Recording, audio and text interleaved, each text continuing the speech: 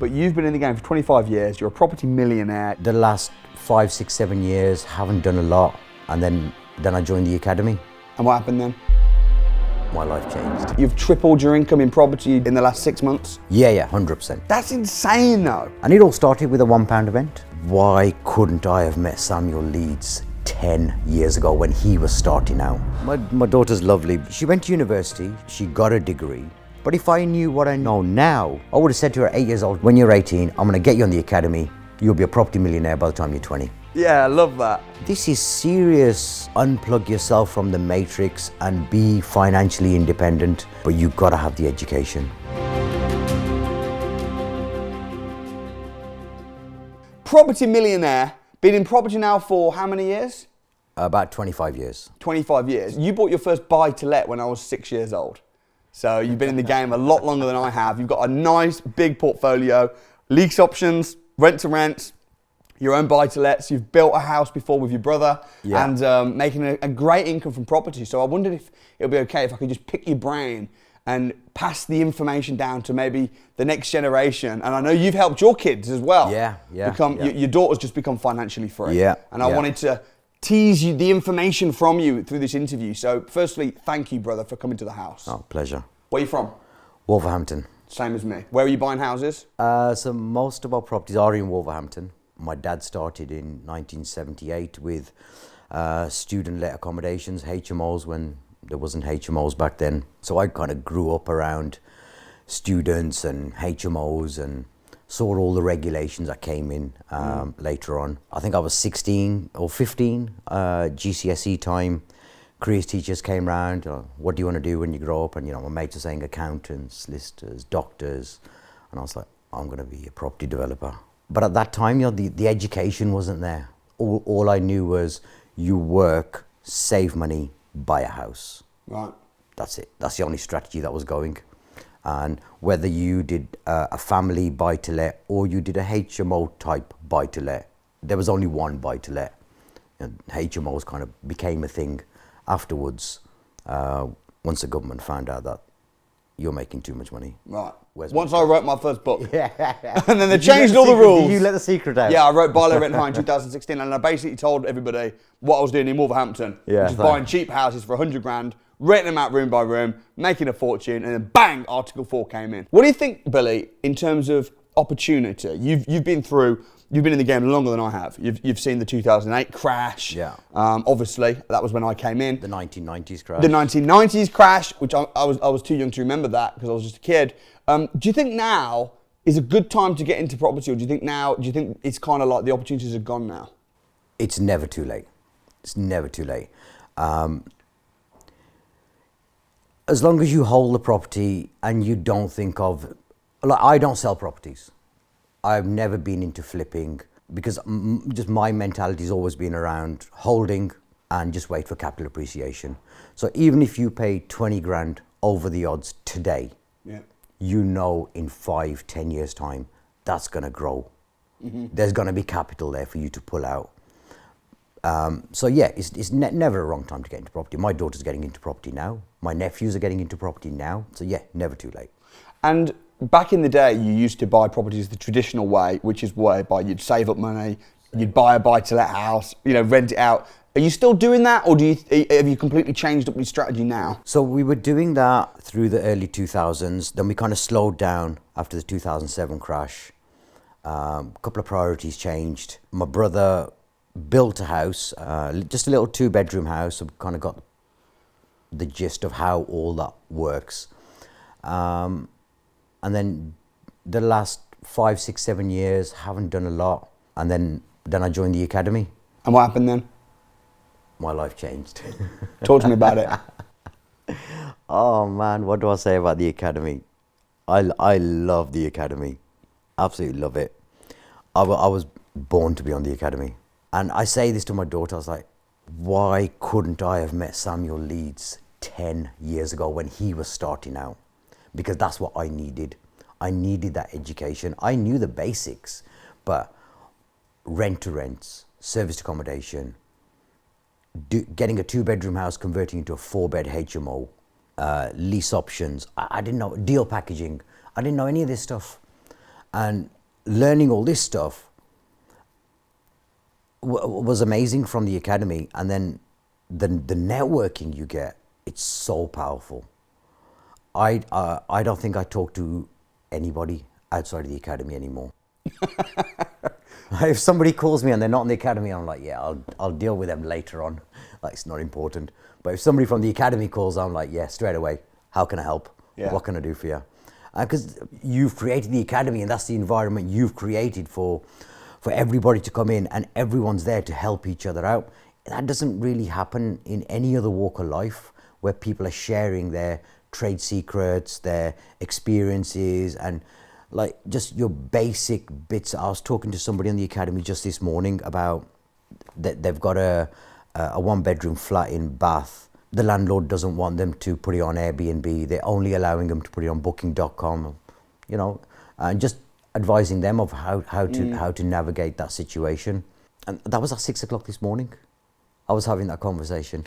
So I mean, it doesn't happen anywhere else. So like, the thing is with you, Billy, is because you were already successful in property and you've got a portfolio that you'd built up traditionally, you can appreciate more than anybody how awesome the academy is and the value in the training, because it's like you've been in the game for a long time, you know? Would it be fair to say that you've tripled your income in property, doubled the size of your portfolio in the last 6 months? Yeah, 100%. That's insane though. 100%.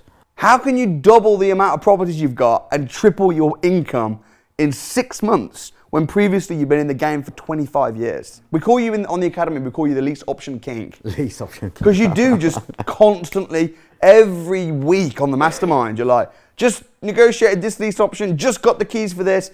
Talk to me, why are you doing lease options? Lease options, what an amazing strategy. I think everybody's after a lease option. It's like, it's the mythical creature. Everyone's after one. And I think it's difficult to go out hunting for one. I've just accidentally fallen across them. But when you say accidentally, because I'd had the training of the academy, I knew what to look out for, knew the signs, the distress signals from landlords or vendors, seeing what they needed at that time, and then offering that option as a last resort. And it's surprising how many of them take the deal. What are you saying then? Let's start with who would be a good candidate for a lease option agreement, and what is a lease option agreement? What is it? So the first one that I took over was a landlord. The flat was in negative equity. What does that mean? He bought it for 100,000 in 2005. Yeah. 2007 crash happened. The prop never recovered. Right. Flats just don't recover as fast as houses do. Right, exactly. So now his mortgage is a higher price than the value of his house. Yeah, and the flat's still hovering at that 2008 price. Right. Crash. So if he sells it tomorrow for 100% of the current value, Yeah. he's still going to have to pay off his mortgage and some. So he's completely got nothing in this house. He's got nothing left in it. Right. And situations in his life, whatever happened, he just looking to offload. Yeah. Happened to be in the right place at the right time with the right knowledge, have the right conversation, give him the right answers. Picked up a lease option. And what is a lease option? Basically, take over his mortgage payments. Yeah. We take over the bills. We take over everything to do with the property. And we pay him in 7 years' time. So basically, you've got an option to buy the house, but you fix the price now. Fix the price now. So what was the price that you fixed? 80,000. So you can buy it for 80,000 at any time in the next 7 years. If you don't buy it, then after 7 years, the option restriction is lifted. Yeah. And what do you reckon is going to happen to the value of that in the next 8 years? It'll go up to about 100,000. It should do. Yeah, I'll push the value upon that. Probably like in a couple of years' time, maybe update the kitchen a bit, update the bathroom a little bit. And it might be that the property prices, I know at the moment property prices are falling right now, but it might be that in 7 years it's doubled in value. Yeah. Who knows? You don't. Because eventually, if house prices are going up and apartments are really cheap, sooner or later the house prices automatically drag up the apartment prices. And we had a big long conversation about apartments, didn't we, at the Lease Option Bootcamp? Yeah. About the prices of them and how they come in and out of fashion. Yeah, yeah. So how are you going to make money on this then? Because if you're taking over his mortgage and he's got a big fat mortgage and interest rates are really high, He fixed the mortgage recently for £248. Okay. So that was a really good deal. I've given that lease option to my daughter to live in because she was previously living in a HMO. Right. So because she's helping me with the essays and she's working with me, 6-7 days a week. So she's earning and learning. So I've given the lease option apartment to her. She's moved in. We're going to rent out the second bedroom for $550. The bills are $250. Say another couple of £100 for gas, electric, water, broadband. So that rent will washes its face, doesn't it? Yeah, house hack, I think they call it. Yeah. I think it's an American term. It's a house. So she basically lives there for free. Yeah, house hacking. Yeah. So she's renting the property. She's renting it dirt cheap for Yeah. £248 a month. Yeah. She's renting out one of the rooms. That's covering her. She's financially free almost. She's financially free. One deal. Financially Right, free. and the house is going to go up in value and you're getting all the equity from it. So we're not making any monthly money off it, but she's now got a home, made her financially free. And now we're just concentrating on building up the rent-to-rent SA portfolio and the rent-to-rent HMO portfolio. We've just taken on a 6-bed HMO, which also comes with a lease option agreement. How that one came about, an accidental landlord doesn't want to really deal with HMO tenants. He's happy to offload it. He is a house builder by trade. So we went there to offer him a management agreement to take on the HMO. The conversation went on, would you consider selling it? Yes, he would. What's it worth? 235, I think he said. And I put my hand out and I said, I'll buy it, 235, if you're happy with that. And he went, you're not going to negotiate the price? I said, no, I'll give you 235, but I'll pay you in 7 years. Giving you the price you want, but I'm paying you on my terms. Yeah. But that's at the end of the lease anyway. If you're doing a 7-year lease in the meantime, if you're saying to him, look, I'll rent it from you for 7 years, and at the end I'll buy it. Yeah, that's it. How much rent are you paying him? So we're still negotiating how we're going to structure it, because if we get it as a management, I'm just going to pay him £1,000. Right. And I've got 6 rooms, all of them en suite. So you'll be making a nice profit every month? Yeah, minimum £1,000 a month profit on that, minimum. And then with that £1,000 a month profit, if you save that, at the end of the 7 years, use that as a deposit to buy the house. That's it, yeah. Free house. Free house. Why work hard and save for deposits when you can just agree to buy a house now and pay for it later and then pay for it out of the rent? Yeah. It's such a powerful strategy. I mean, and again, without the academy, I wouldn't have learned. And you've also sold a few deals. Yeah, so deal sourcing is not really my strong point. You're a passive deal sourcer. Yeah, so like accidental deal sourcer. But it's still paid for the academy. Yes, it's paid for the academy. I think I've sold about 3 or 4 deals. And it was just deals that I personally didn't have the time to take on and convert to SAs. So it was like, okay, let's just package that, sell that on, and we've got that cash flow coming in just to tie us over. But yeah, rent to SAs where I'm kind of focusing at the moment. A lot of people think that rent to rent is something that you do when you've got no money and you can't afford to buy houses, you're just getting started. But you've been in the game for 25 years, you're a property millionaire, you really understand the game, you've built houses. Why are you doing rent to rent? Rent to rent is a good strategy, especially for my daughter coming into it, who doesn't have any money, who doesn't really have the same experiences as me. I help her to source the rent-to-rent properties, teach her how to furnish it, how to get it all set up, Airbnb, Booking.com, all the platforms, channel managers, housekeepers, Ring doorbells, minute sensors, hives. Teach her how to set it all up. She can now continue growing her rent-to-rent portfolio, which is going to give her that income where she can save that income to buy her first house. Right. To get her on the property ladder. So your motivation for all of this is your kids, isn't it? Yeah, the kids. Yeah. She went to university, she got a degree, but she was the child at 8 years old when we were getting her private tuition at home, and stuff just didn't sink into her head. Yeah, like me. It would literally go in this ear, and 2 minutes later, it's out, it's gone. And she'd stand there crying at 8 years old saying, Dad, I just don't get it. I'm sorry, I just don't get it. And it used to break my heart. And I promised her at the age of 8, said, I will get you to university. That's my job as a dad, get you to university. But if I knew what I know now about all these strategies, I would have said to her at 8 years old, don't worry about it. When you're 18, I'm going to get you on the academy. You'll be a property millionaire by the time you're 20. That's what I would have said. Yeah, I love that. But I didn't know that then. Yeah. And it was so good meeting your daughter though. yeah, Having her at the she's a big fan. The recent She's events, a big fan. and she's got a great energy as well. She's very, you know, she's a great lass. Yeah, she's lovely. She cracks me up. She's very much like me, like same kind of sense of humour. And I think when she first met you, it wasn't a handshake. She went straight in for a hug. Yeah. I was like, easy. That's Samuel Leeds, that is. Yeah, no, she's a great person. And what are your family then sort of thinking about what you're doing and how you're changing the next generation? Nobody knows I joined the academy. You didn't tell anybody? Nobody knows. Why did you not tell anybody? To stay away from negativity. Yeah. I didn't want any negativity around me. I knew what I was doing.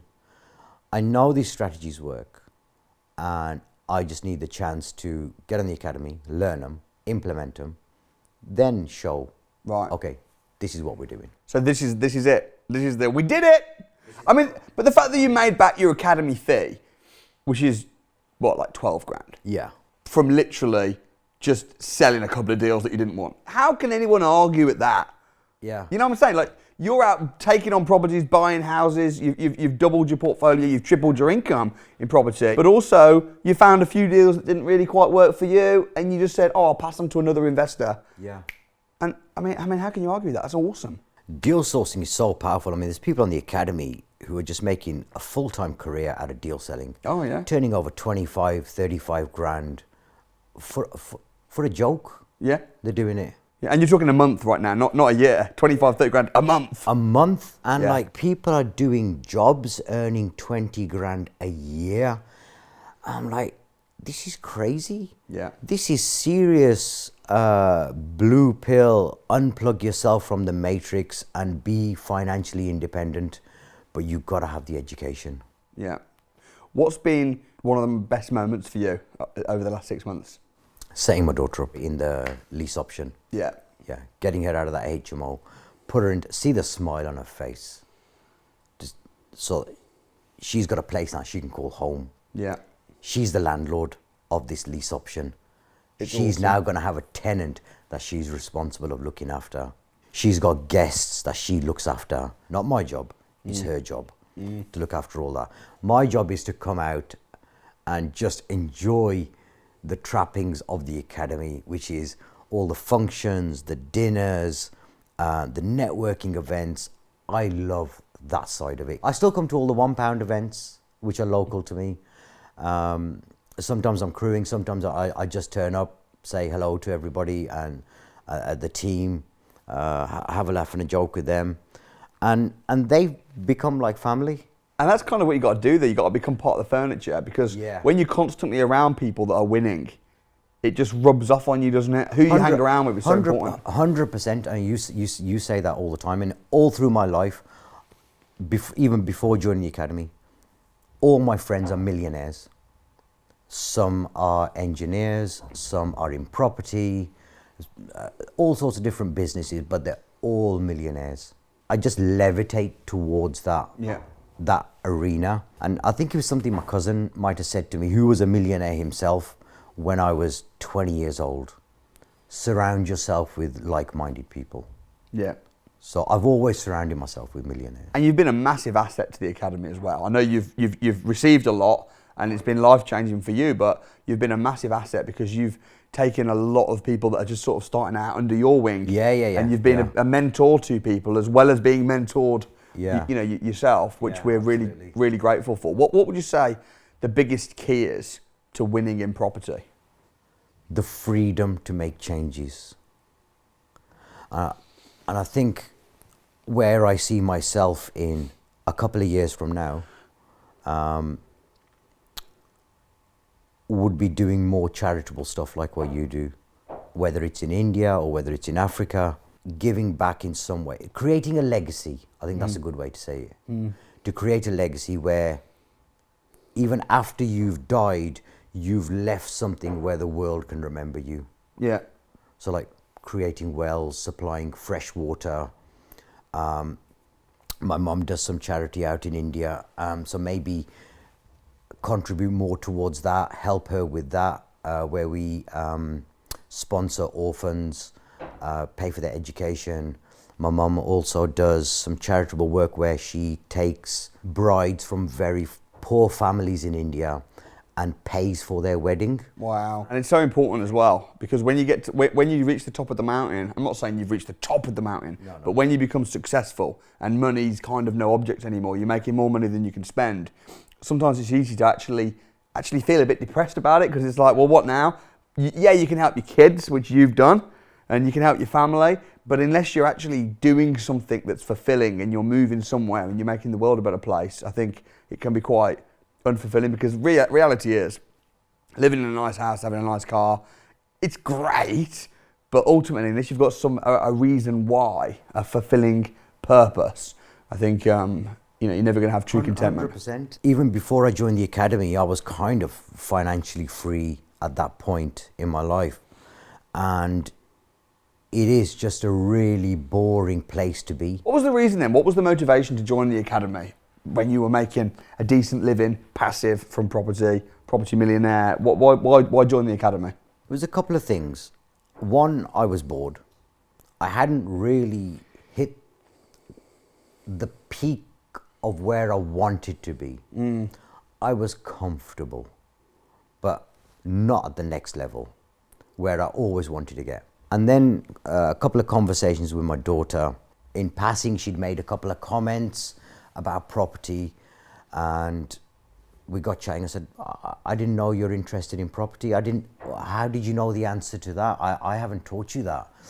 And it was just her as a child being around me and her mum, talking about property, talking about business. So we started having a conversation. She's like, I want to learn about property. And then I thought, well, okay, now's a good time to join the academy. It's a new lease of life for me, because now I feel like a 21-year-old myself, running around, talking to agents, calling up agents that I knew from the past, getting some deals and getting essays set up, working 10, 12 hours a day, 7 days a week. I feel young again, rebuilding my relationship with my daughter. That's been amazing, because we had been estranged for a couple of years. So yeah, that was the reasons why I joined the academy. And you're planning to send your daughter on the academy soon? Yeah, 100%. Yeah. That's awesome, bro. Also, if you want to come out, I'd love to invite you to come out to Uganda with us. Oh, I'd love to. Let's make that happen. Yeah, absolutely. Just to learn from you, get some direction, because it's like I said, it's okay making the money. Then what? What are you gonna do? There's only so many restaurants you can go to. There's only so many holidays you can have. There's only so many cars you can buy. There's got to be some meaning in your life. You got to be giving back somewhere, something that's going to give you that fulfillment, where you can sleep comfortably at night, knowing that you've put some good back out there. What would you say to somebody that was thinking, because we run £1 courses. Yeah. Sometimes it sounds a bit too good to be true. People are like, oh, really? A course with Samuel in person for £1? What would you say to someone that was thinking about coming? It's a no-brainer. It really, and you put so much into that £1 event. It's like a 7-8 hour event for £1. If you can't get up and book a ticket for £1, you deserve to be a failure in life. You deserve what you have. But if you're going to put the effort in, come and listen to someone who's a multi-millionaire, who's doing everything. Listen to him for 7 hours talk. And then if you want to go on further education, do it, invest in yourself. You will make it happen. But it's not a get rich quick scheme where you're going to get some knowledge and you're going to sit at home thinking, yeah, I'll be a millionaire soon. You've got to put it into practice. I'm working 12 hours a day, 7 days a week, not just on the essays, but networking, helping out with academy members, having conversations, chasing agents and, you know, everything that goes. I live and breathe property. I always have done, which is why this is like a second lease of life to me. Yeah. And it all started with a £1 event. Well, I appreciate your complimentary words, and it's been a pleasure working with you, and I look forward to continuing to do so. If you're watching at home, you heard what Billy said. I'll leave a link in the description. £1 on me. £1. Come down, let's spend the day together. Let's get you started. I'll leave a link in the description.